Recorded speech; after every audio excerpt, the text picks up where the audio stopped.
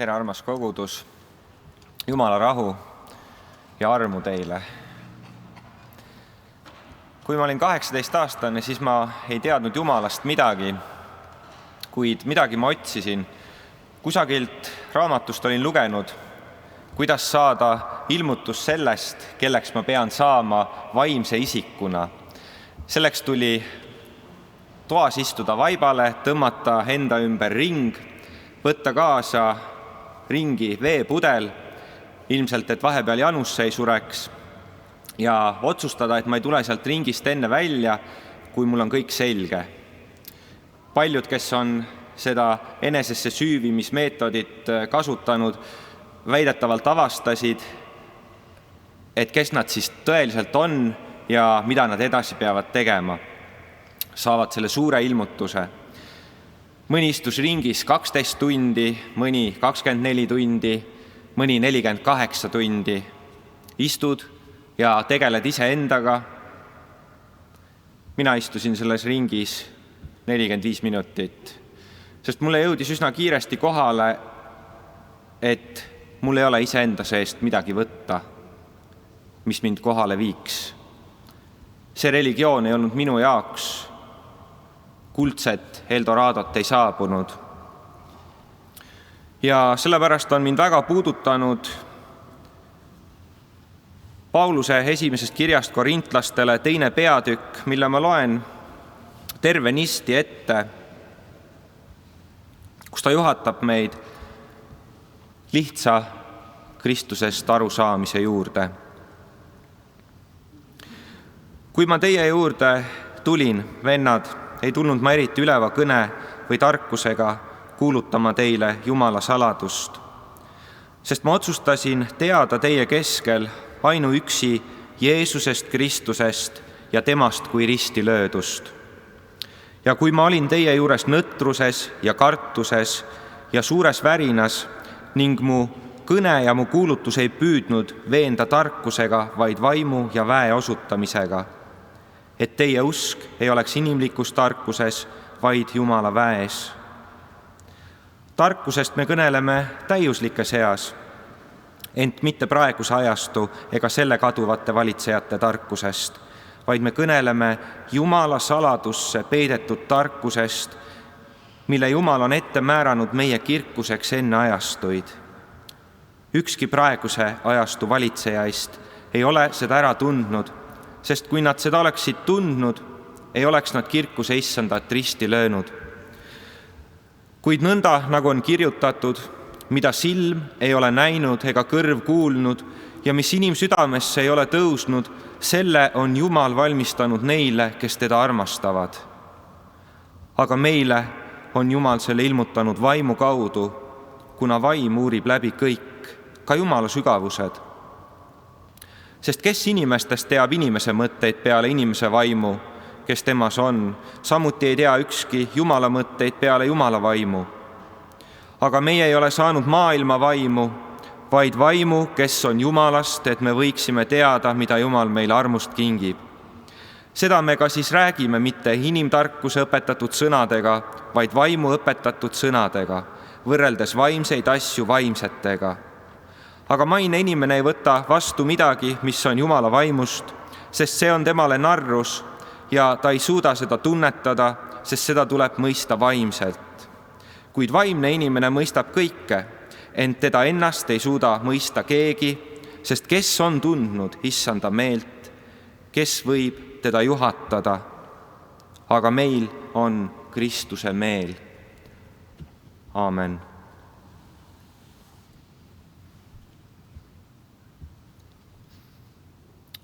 Paulus toob esiplaanile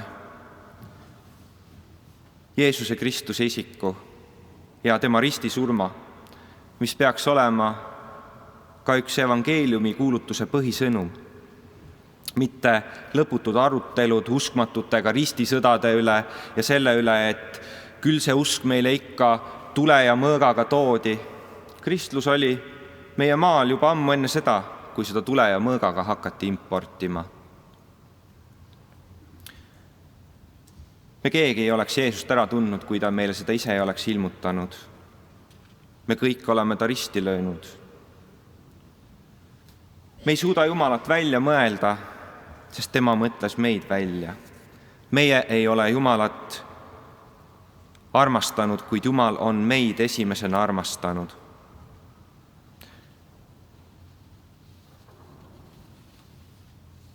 Kui ma 19-aastaselt päästetud sain, siis ma kogesin, et nüüd ma saan korraga kõigest aru. Need vastused, mida ma olin otsinud, Jumal andis. Jumal ei anna meile alati ammendavaid vastuseid, kuid ta annab meile rahuldavad vastused. Need, millega ka elu raskustest läbi minna. Miks me kannatame? Oma rumalustest, sageli teiste rumalusest. Ja siis veel sellepärast, et maailm on katki või et Jumalal on meile midagi selle kaudu kõneleda ja õpetada. Ja kui see ei ole ammendav vastus, siis on see vähemalt rahuldav vastus, mis aitab edasi minna. Ja Jumal annab selliseid vastuseid. Jumal ilmutab meile ennast oma püha vaimu kaudu.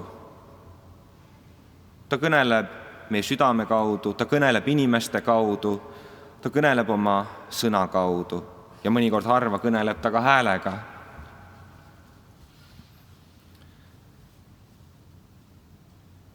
On hästi öeldud, et maine inimene ei võta midagi vastu, mis on Jumala vaimust. Ma käisin oma esimesel alfa-kursuse loengul 2003. aastal maise inimesena ja mind valdas põlgus kristliku sõnumi lihtsuse vastu. Ma arvan, et mu mõte võis olla midagi sellist, see on selline 18 aastat hiljem välja mõeldud parafraseering küll, aga kui kõik see, mida te siin räägite, oleks tõsi, siis oleks ju kirik rahvast täis. Aga mida mina siin näen, on see, et issandal on töötegijaid palju, kuid lõikust vähe.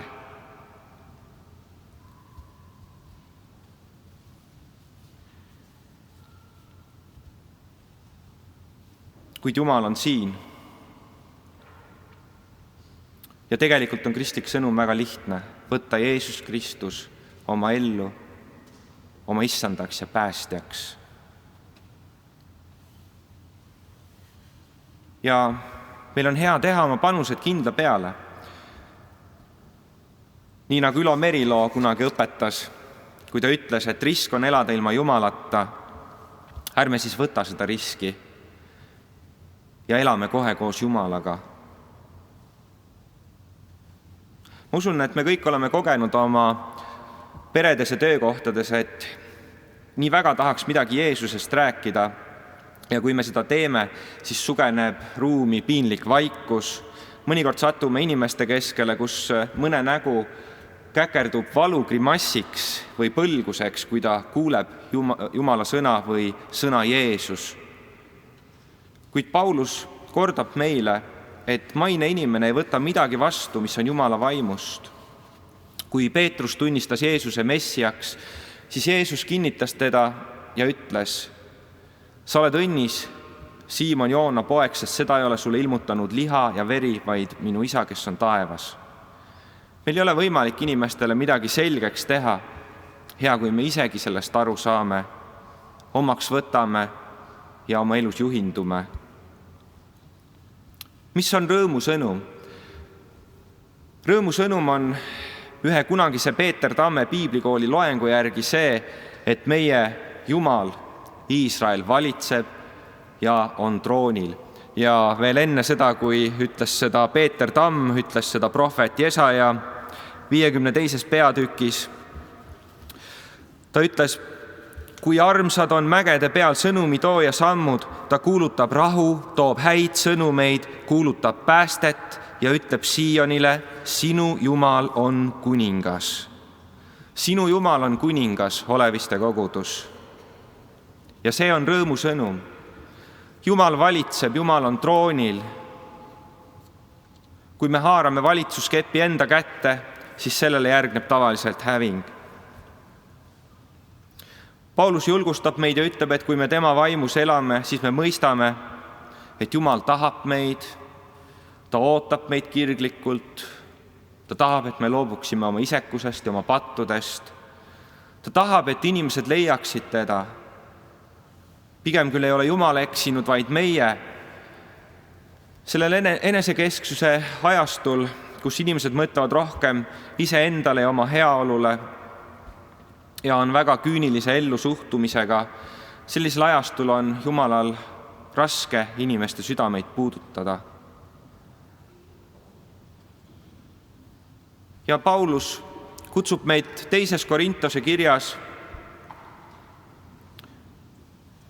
lihtsuse juurde. Ta ütleb 11. peatükis ja 3. salmis: ma kardan aga, et nõnda nagu madu pettis Eevat oma kurikavaluses, nii rikutakse ka teie lihtne ja puhas Kristusest arusaamise võime. Me peame ennast hoidma. Tähendab, me ei pea midagi, aga kui me tahame koos Jumalaga käia, siis Jumalaga koos käimine toimib ikkagi mingisuguste moraalsete, eetiliste, vaimsete füüsikaseaduste järgi. Selleks, et Jumalas püsida, me peame tegema seda või teist. Ja andku Jumal meile seda Kristuse meelt kõigile, et järgida teda, et jääda temasse. Me palvetame. Jumal, ma tänan selle koguduse eest, selle rahva hulga eest. Ma palun, kallis Jeesus, ole meile nüüd kõigile ligi, kui me läheme ja ei saa tulla vähemalt 6 aega kokku, et meie armastus ei jahtuks ära sinu vastu, Jeesus, et me otsiksime, et me leiaksime sind, et me kogeksime sind ja juhata sina meid, Issand. Ja anna meil armu puhastada oma südamed, puhastada oma meeled, et me võiksime kasuks ja asemele saada sinu meele, Kristuse meele, tuua oma ihud sulle, Jumal, elavaks ja pühaks ja meelepäraseks ohvriks, et see võiks olla meie mõistlik Jumala teenistus. Kiidetud olgu sinu nimi, kallis Jeesus. Me armastame sind, me imetleme sind. Sina oled hea, Jeesus, ja sinu heldus kestab igavesti. Sina oled, Jeesus, meie ülistuse keskpunkt. Me vaatame sulle. Aitäh sulle kõige hea eest. Aamen.